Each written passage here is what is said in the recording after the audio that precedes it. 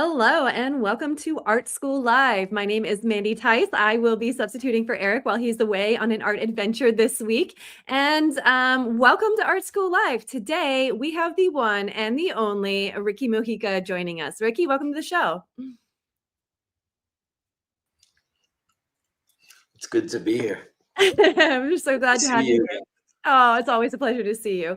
And Ricky, tell us a little bit about what you're going to teach us today. So today we're going to talk about, just different ways to get your proportions, starting with measuring, but beyond measuring, measuring is very limited and unreliable. And it's really good Those are some fighting words, Ricky. Measuring is limited and unreliable. It's a very good way to start a painting. And it's also, if it works for you, then that's great. I want to give people a couple of tips on how to make measuring work for you, but then other things that we can do to find our proportions. And all right. Well, I can't wait to learn other secret ways to find our proportions other than measuring with Ricky Mujica today. Let's get the show started. Okay. It's Art School Live with Eric Rhoads.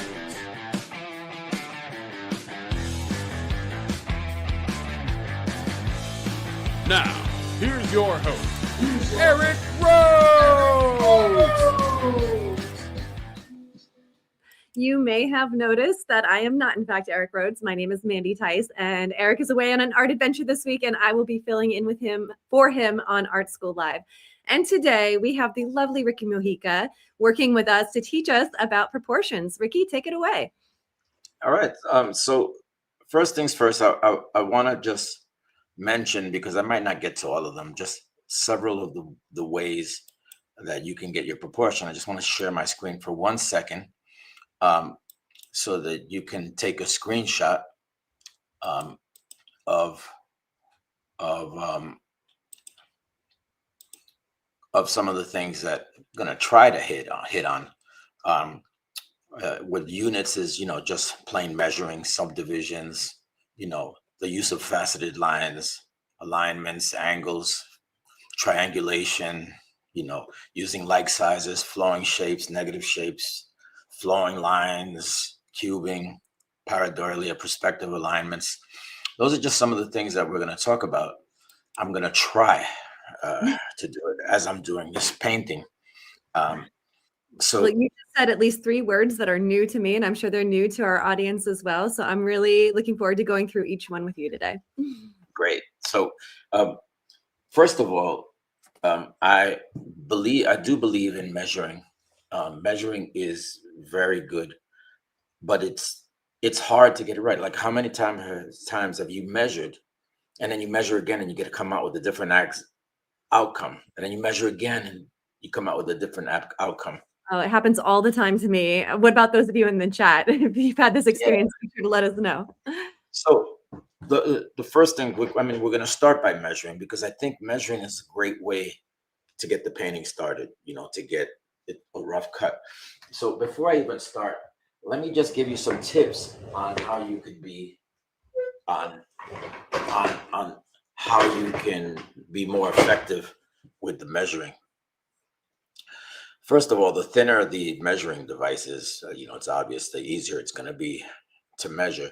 These are just skewers. You can buy like a pack of like 20 or 30 for like $3 in the supermarket.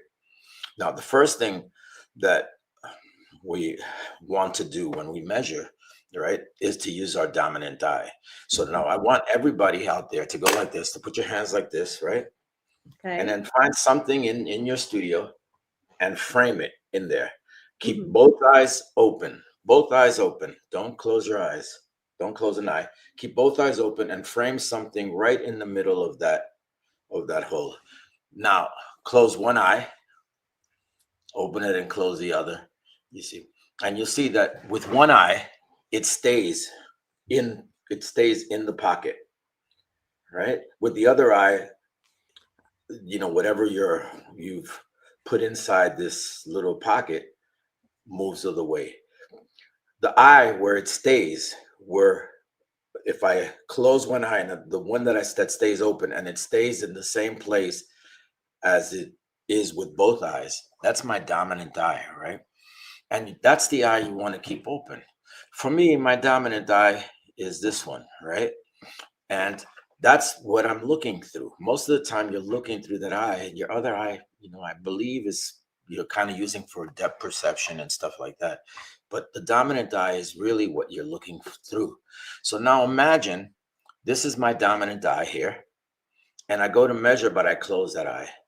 You're never going to be accurate because it throws it off. So it's important to use your dominant eye, right? So keep your dominant eye open and to know what that is so that you can measure. The other thing is when you measure, stick your arm straight out, keep your dominant eye open, close the other one, right?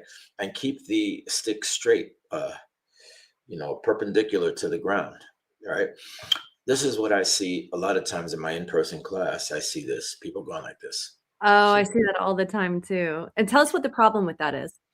The problem with that is that it's shorter, right? It's a shorter distance and it's unreliable. You can't keep that same distance all the time. And when you come on your canvas, you're going like this, right? To measure, but you're measuring like this. The other thing that I see is people go like this. As they measure, they go down, they go like that. And so now this is getting farther away from the thing and it's also getting shorter. So if you measure, you keep it perpendicular to ground all the way down within reason, right? Because once you get way outside of your visual picture frame, right, you're going to get lots and lots of distortions. So of course you have to do other techniques, but that's the first thing. So we're going to start with measuring. And Megan, please take me to my canvas. Please let me know if you don't hear me because I think my computer wants to use the wrong mic.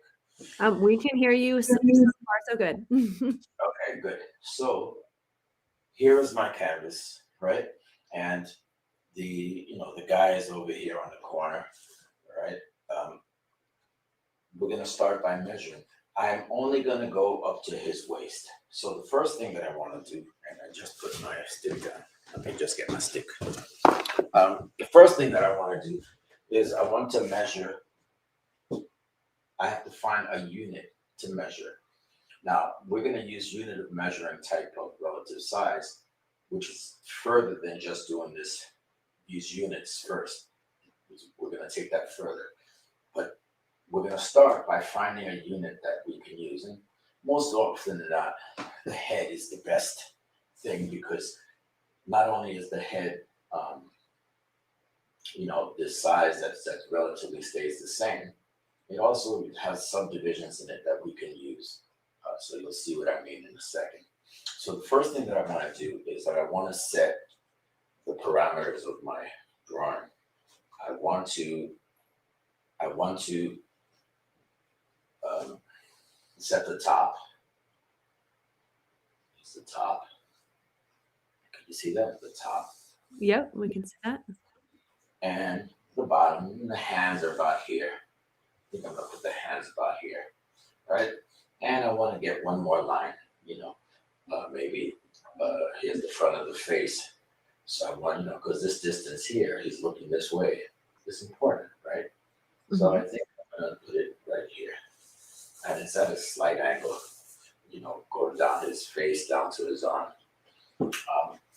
And now, what I want to do is I want to count the heads. So remember, I'm measuring, I'm looking at I have a monitor up on my computer, up next to my easel that I hold my reference to 30-inch monitor, and it's fantastic.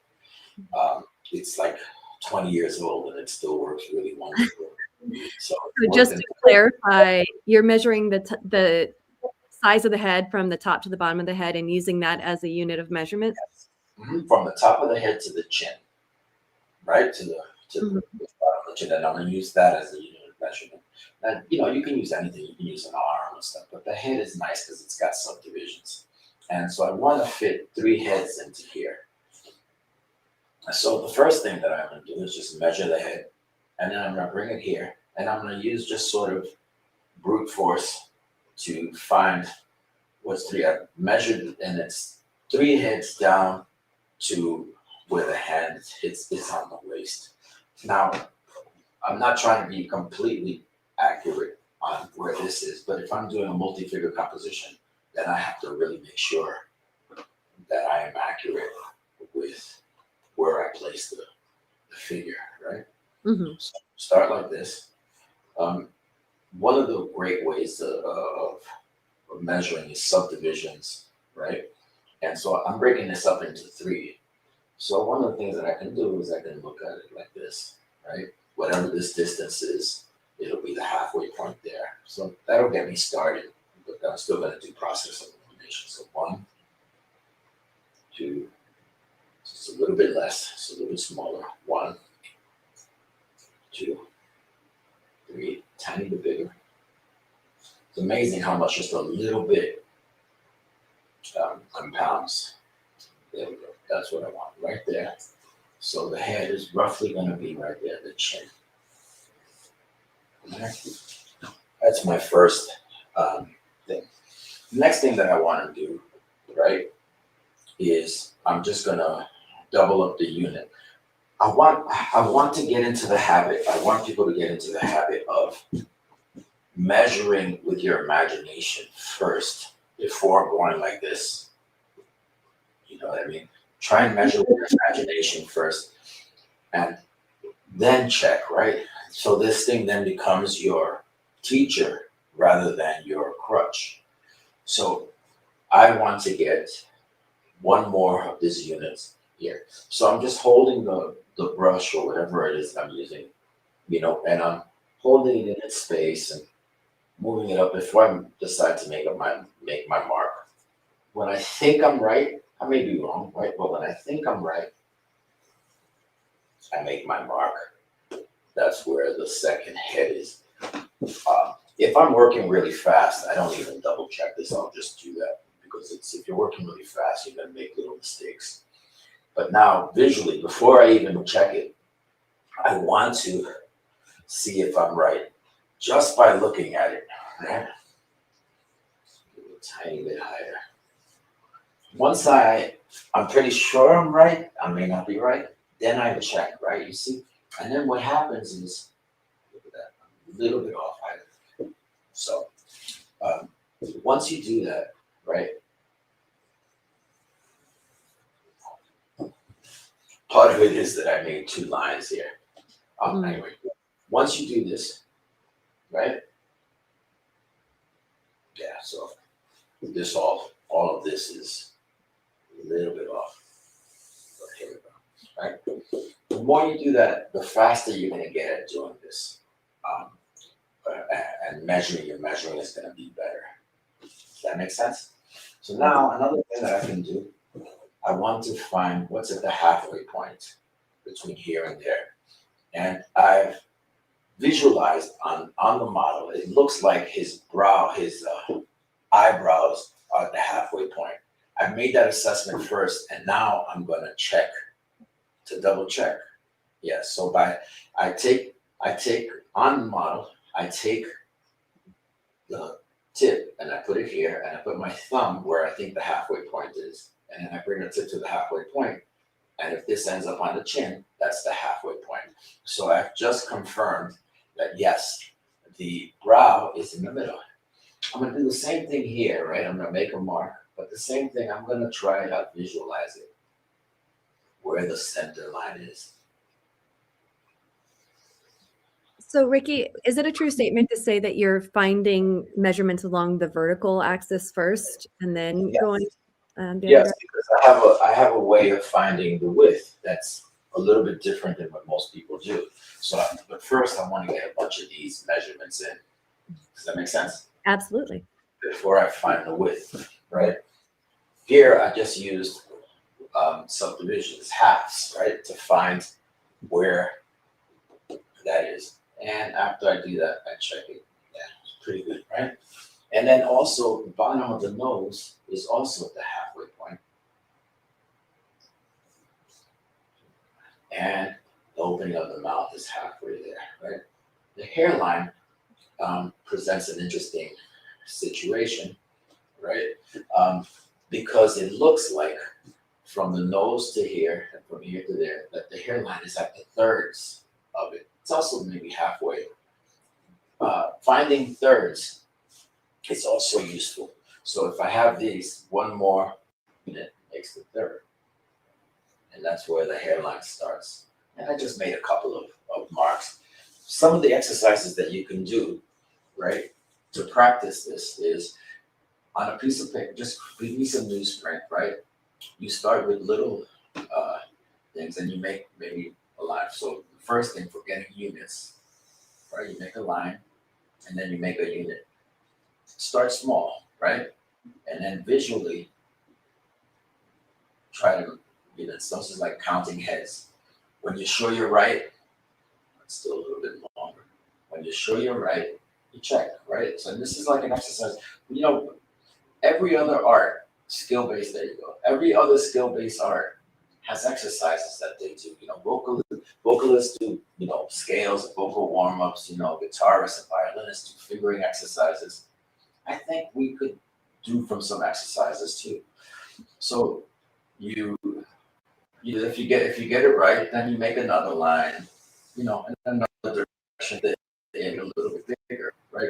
Because the bigger these units are, the harder it is to do. So this is doubling up the unit, counting heads, right? And you know, after you do it, you check, you go to your end. Ricky, do you have any advice for students that measure something and then they forget where they were measuring? You measure again. So this is one thing. This is the units. Now I can finding the centers is the same. I'll take something like this and I'll make a unit. And you do a page of these. It's amazing how quickly your eye gets better, and then how quickly you lose if you don't practice. But this is like doing vocal exercises. Here, so I'm finding the middle. Boom. I stop. I look where my eyes to see if it's right. Once I think I'm sure, then you check. Right? It's good. Then you do a different angle. This time a little bit bigger. Right? Same. Find the middle. Same. Right?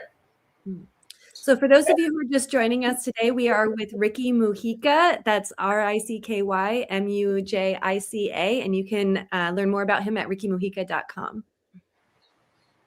And you go, each time you get a little bigger, right? If you get it right, the next one is bigger, right? If you get it wrong, you go small. And it's just like a game that you can play to practice, to get your eye going. So that's seconds. Finding thirds, you can do the same exercise, right? You make a unit, right?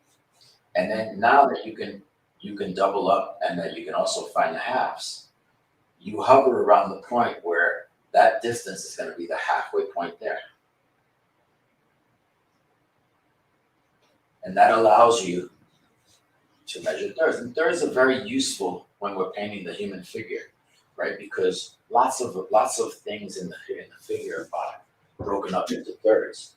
And just to be able to see them is a good idea. So here, I have this. I'm going to hover where I think whatever this unit is, the halfway point is going to be there. You see? Now, I use thick charcoal. It's much harder with a pencil, right? But this is more like when you're painting, right? And by the way, I'm starting with charcoal and I'm doing a rough. I'm going to do a rough block in and then come in with dry brush because I work solvent free. Anyway, so now I found this, right? Now I'm going to do another thing I call it cubing, right? We're very good at seeing perfect squares, right? Mm-hmm. Wherever there's a measurement that's a perfect square, that's going to be the back, right? So it looks to me like from the chin to the hairline is a perfect square. So I'm looking at that distance and I'm coming here. So this is the back of the head. I can also measure on the model. On the model, I can measure somewhere, let's say here where the eyes are, right?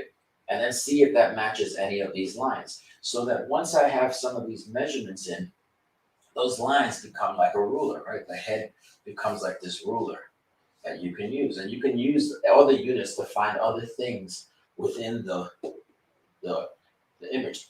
Does that make sense, Mandy? Did I? Yes. And so this is interesting. So you're just completing a perfect square because it's easier to see that dimension.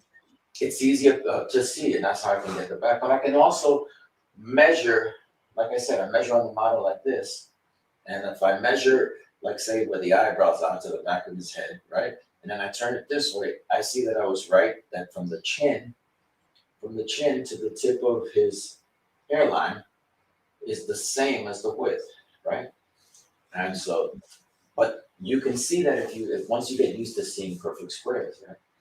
Now, I want to start blocking in a little bit of what is, kind of roughly using big faceted lines. And I want to use, that's another thing we want to talk about is faceted lines. I want to use faceted lines rather than curves. Curves are very hard. It takes the learning curve to get a curve perfect is years, right? Mm-hmm. But if you break up every curve into faceted lines, right, then you have superpowers because, right, say I have this curve here like this, and I want to copy that in faceted lines, right? Right? I can start with low resolution and increase the resolution, right? But the important thing is that every one of these facets are measurable. Mm-hmm. The angles are matchable. I can match the angles. One of the reasons that we use an easel upright is because whatever we're doing is parallel to the model. You see, and if we match all the angles, then the drawing takes care of itself. Does that make sense? Yeah. Can you tell us how you know where to break a curve? I see that my students struggle with that a lot, and I was wondering if you have any advice for that. Yeah. So it's first of all, it can be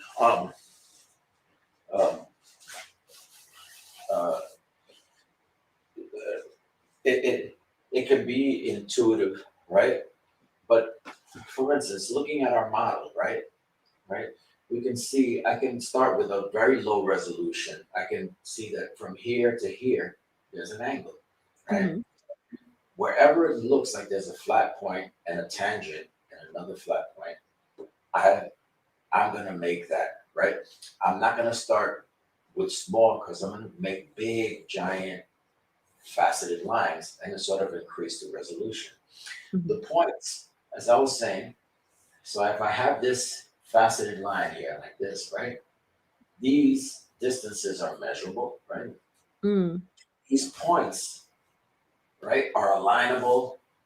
Mm-hmm. They're, I can use angles with them, right? And all of these facets, the angles are matchable. And that's really powerful because if all the angles are right, the drawing takes care of itself without any measuring. Mm. Because if one angle is wrong, think about that. If one angle is wrong, that means there's a distance that's too wide or too small, you see? Mm-hmm. But angles are much easier to see if something is off because it just has to be parallel to your drawing, you see? Mm-hmm. So angles are much easier to see than distances. And I can take my skewer, match the angle, lock my body and turn over to my drawing and see if it matches, you see? And you can check all the angles that way. Is that making sense? Yeah. I mean, it's really interesting how many ways you can get to an accurate drawing. You can get there by measuring. You can get there by that boxing method you just showed us. You can get there by, getting the correct angles. There's so many ways to get to accurate. And that's a great point because that's part of my philosophy, right? My philosophy is that you're solving a puzzle, right? Mm-hmm. There are many ways that you can solve the puzzle. Sometimes they work better for some areas and sometimes they work better for others. Finding a measurement two different ways, say by a triangle and then a measurement or an angle and then a measurement, means that you can pretty much be sure that you got the measurement right? And when you do a crossword puzzle, right, you look for clues. That's the same thing. It's investigation. You're looking for clues. It's a 3-letter word begins with a B. It's got whatever. Right. And you say, oh, bug, right? But then everything else you're looking for clues. And if you're looking at clues for everything, if that's the wrong word, it'll show itself, right? Mhm. Oh, it's an happy bug because the first letter has to be an A based on what all these surrounding, you see. Mhm. So then you go and you fix it because you're going to get stuff wrong, right? Mhm. And so, frustration comes when you're thinking about the ending instead of being the process, right?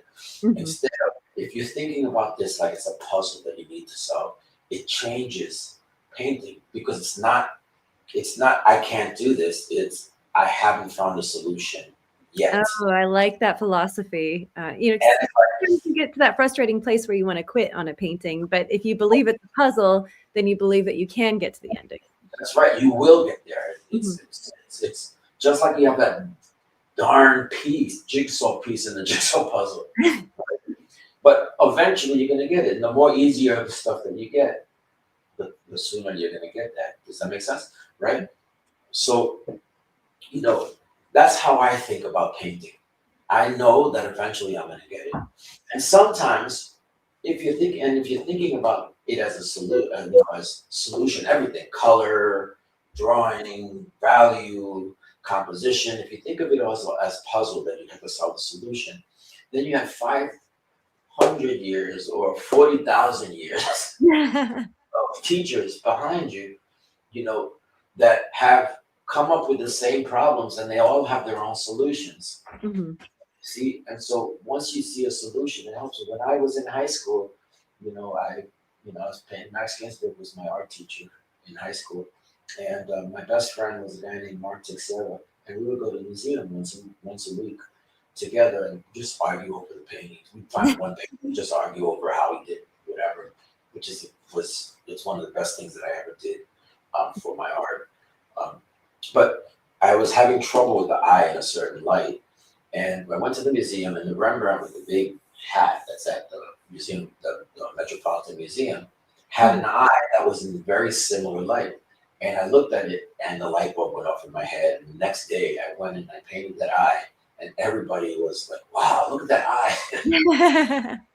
And so the masters they teach you. You can learn from the masters, and you think of it as like a puzzle. Then the masters will give you the solutions, and very often different solutions. And one of them is bound to work for you. So Mhm. I'm making an angle the um, from the brow to the chin, right? And I make the angle. I look at it. I can check it. I'm holding my brush at the same angle, and I can do it. I'm making this big facet, sort of ignoring the nose for a second, right? Um, and matching that angle. I forgot what I was going to say. I was going to say something about that, but anyway. So I'm just going to go and angle by angle. Um, One of the things that I'm a big believer in is if I'm treating this like a puzzle, I want to go for the easy stuff first.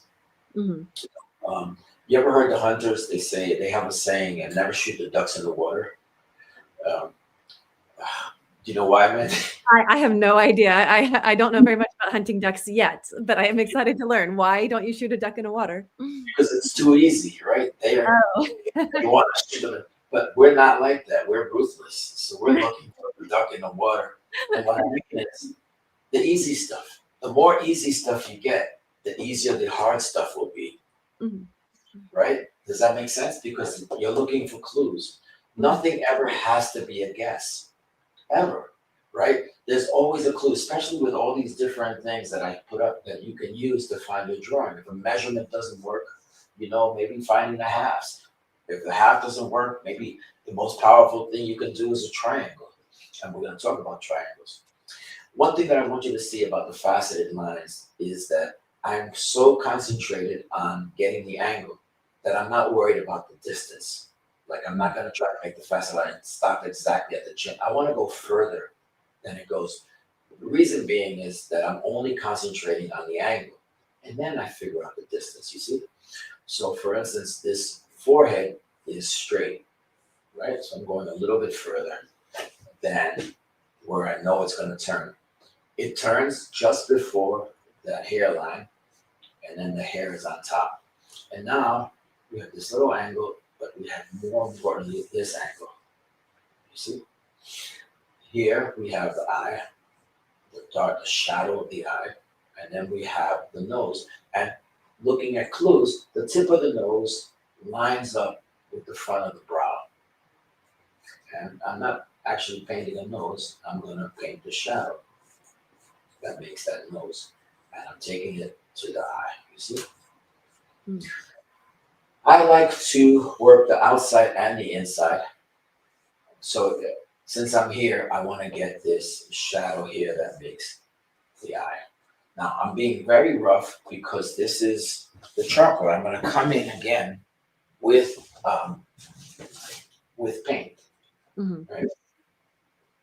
You see? And I'm using just the brush to erase. Does that make sense?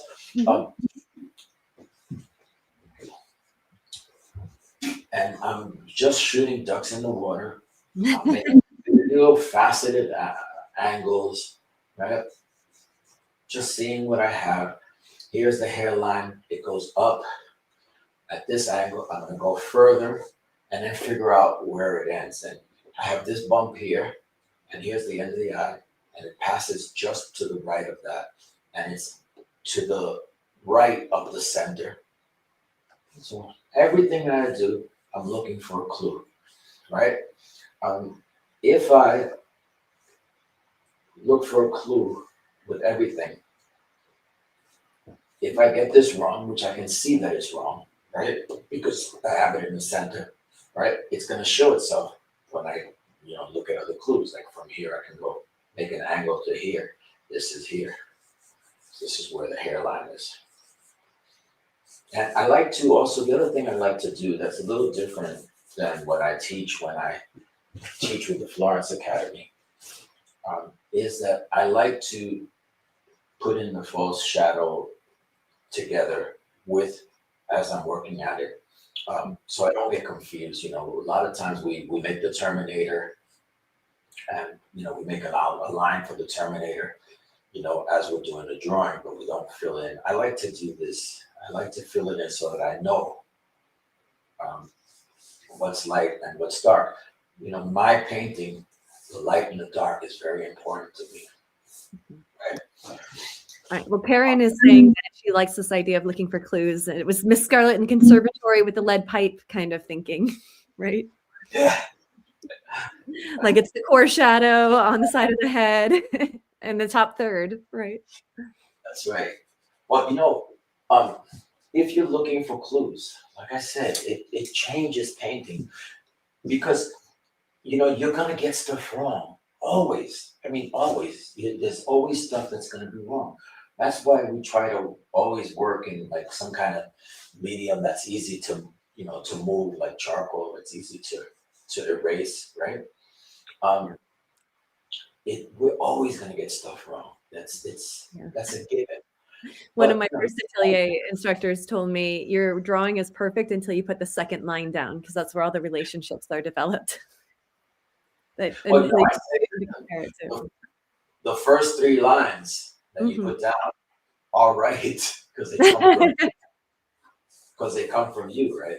Right. Every line is a conversation that you're having with the model, and you're looking for clues, and you're not making any assumptions, right? And you follow them wherever it goes. All right, so the ear, I'm going to make an angle from the eye. So the ear is somewhere along this line, right? And from the nose, it's parallel to that. So somewhere along that line is the ear. And it's only a short distance between the back. I want to get the shape of that ear, pretty much, just roughly, right? And I'm going to go a little bit faster so that hopefully I can get a little bit in with some little paint in, because and just so you know, we have about 15 minutes. We have 15 minutes? We have 15 minutes, yeah. Oh my gosh, okay. So I'm never going to get to some of these things. All right. So I'm going to put this down. I'm just going in, and one of the nice things about some of these things that are, that are not measuring, because measuring takes a long time, right? It slows you down. But if I'm making alignments is another thing. Alignments are very powerful. If I'm making alignments and matching angles, right? the drawing happens a lot faster. You can be a lot faster and more intuitive. So here I'm going to drop a datum line. Let's call it a datum line. I like to drop it once I get started, and I'm putting it down the middle of the head because it goes down, and meets his, the butt where his cheeks are separated, right? Mhm. So I like to put a datum line where there's other stuff. Okay, I'm gonna What you're talk about. calling a data line, is that also interchangeable with the plumb line, or is it something? Yes, plumb line, yeah, it's a plumb line. Some people call it other things, but I think I like datum line because it makes me look smart, sound smart. Well, I like that if you say that word data line, it reminds you that you're looking for other points on that line, like other bits of information. Sometimes we drop a line and it's not a useful line to us because it's not actually connecting to anything that's helpful. That's right. You're looking for data in the drawing, right? Mhm. So now I'm gonna go very fast. Um, um, so there's gonna be stuff that's wrong. But I'm letting you know. It looks like this distance here is the same as the size of the head. So I'm looking at that, and I'm not even going to measure. I'm just going to go by what I see, just because we have so little time, right? Here's the angle. I can hold my charcoal at the correct angle, right? And I notice that the elbow goes a little bit past the second headline, and then it changes angles, and then halfway down it turns again, right? There's a little thing here. It's a little bit to the to the left of center, right? And this comes down like this. You see? Now, from the turn of the shoulder, just a little bit further down is where I can start the back. And the back comes just about a nose distance from the datum line. So that gives me a good clue to where to end the back. And then it goes straight, you see? This width here looks to be about the same width as this. Okay. I'm using like sizes now. Now, if I wasn't trying to be so fast, I'd make these assessments and then check them, right? But I'm trying to be a little bit fast. Now here, I'm going to use negative shape. So I can see that this negative shape comes down a little bit further. Here's the back. It turns here. And this negative shape comes like this. And I'm not even trying to paint him. I'm just trying to paint the negative shape. And doing the negative shape is really useful when you have perspective. When you have issues with perspective, you can do the negative shape and really get the perspective of things. So just to clarify, the negative shape you're looking at right now is the space that his arm is making. That's right, right? And it's when I come in with the brush, I'll clean that up, right? One of the things that I don't want to leave you guys without talking about triangles here. Pull this down. This is where the arm is, and the arm goes just a little bit lower than the second head. This is the shoulder. And it goes like this to where the chin turns, and then just a little bit. You see? I'm looking at the negative shape over here. There's a couple of things that I want to talk to you about. One is triangles. Triangles are the most powerful tool for measuring that you can use, right? Lots of people use triangles really well. I mean, a perfect example is my good buddy Susan Lyon, who she triangulates everything because triangles are so stable and so easy to get, right? So for instance, right, let's see if we can find something using a triangle, right? I have this shoulder here, the distance of this shoulder, you see, and this angle, right? And let's say I wanted to check if I have, they say, the brow in the right place. So from here, I can make an angle like this, and then I can match this angle from here, and see it takes me into the right place. If I have a triangle, if you can see over here, if I have this triangle here like this, and I have one distance and two angles, I can find a third point. You can do that anywhere, right? So for instance, this could be anything. It could be the ears and the bottom of the chin, two eyes, the bottom of the nose, the shoulders and the belly button. Anything that you want to find, you can find very, very quickly with triangles by just holding up your thing and matching angles. So for instance, so this is the shoulders, and I have the shoulders, and I have that angle. You see? If I match that angle, if I match these angles, you see, I can match that triangle any size, the size of a building, the size of a planet, and it'll still work, right? But more importantly, little distances like this, when I go into develop, right, are really served well with triangles, because you can do minuscule distances, and you can't with measuring. I can't measure these little things and get an accurate. That's just not going to happen unless I'm using a string to measure. Does that make sense? Absolutely. So some of our audience members are eager to learn how you transition from this drawing with these proportions, and then you say that you're going to paint. What kind of paint are you going to put on top of charcoal? So let's just get started, right? Okay. What I do, because I'm working solvent free, is I dust this off, you see. And now this becomes a base that I'm going to treat it as if I'm starting all over, right? But fixing and getting more accurate as I go. Does that make sense? Right? I love the idea of it, and I can't wait to see how you do this. So I'm just gonna start. And now because I don't use solvents, I make a dry brush painting.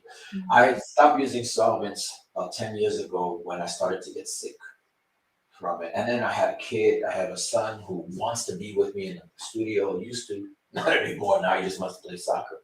I used to want to be in the studio, and I was always worried I would get sick. And everybody tells you can go solvent free. Nobody tells you how to do it. And then I saw the Unfinished show at Whitney, and I saw that solvents are really new, like they're 1850 or so. Before that, nobody's using solvents really. They're blocking in with a dry brush, and so that's what I'm doing. So now I come back in, and now so you're still using oil paint. You're just not adding any solvents to it, or lacquer or varnish. No medium, no oil, nothing. Just the dry brush, you see. But now I'm more careful, and now I'm really using the faceted lines, you see, and using what I already have on the canvas.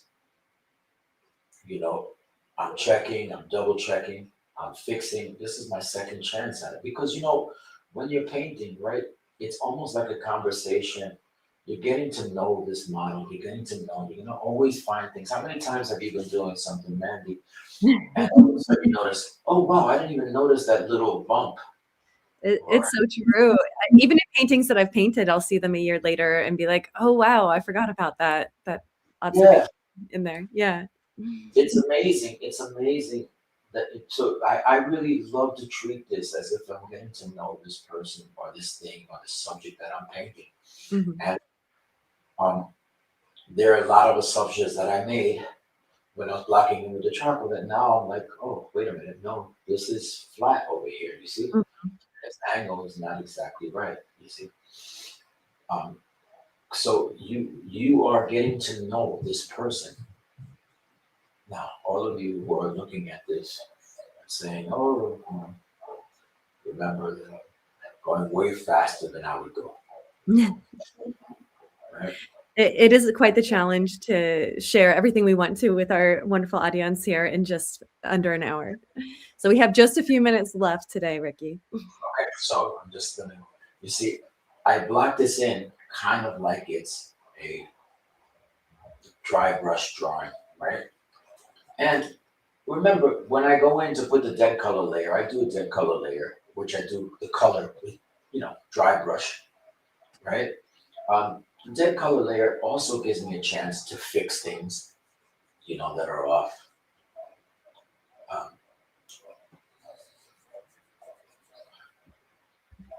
like over here, I see that this is straighter. This comes down like this, a little bit less deep. You see, one of the things about working solvent free is you don't have as much freedom to make mistakes at the block end. You have later, right? Because oil painting is like clay. But at the block end, like if I put one of these lines in wrong, it's hard to change it. So what I normally do is I'll just change the color, like I'll make it bluer. Does that make sense? Yeah. So if I get this wrong, I'll just change it and I'll say, okay, add more blue and change the color so that I know that that's my color that's wrong, that's off. This comes out straight and then down.